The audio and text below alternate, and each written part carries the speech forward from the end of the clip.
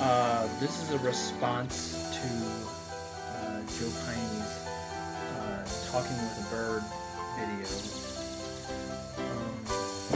I just want to say three things. First of all, I didn't think the video was very funny. Second of all, I thought the camera work was really bad.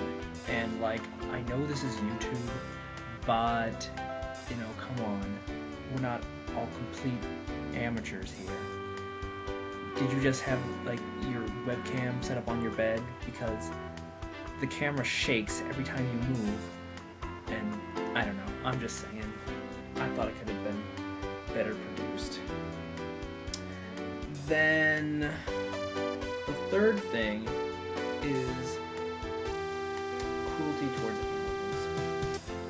I thought, yeah, so it's a mechanical bird, but what does that say about real birds? And what is this message he's trying to get across to me? And I don't know, I just thought the script really needed work. You could have the bird just flying around and, you know, some special effects or something might have made it a little more interesting, but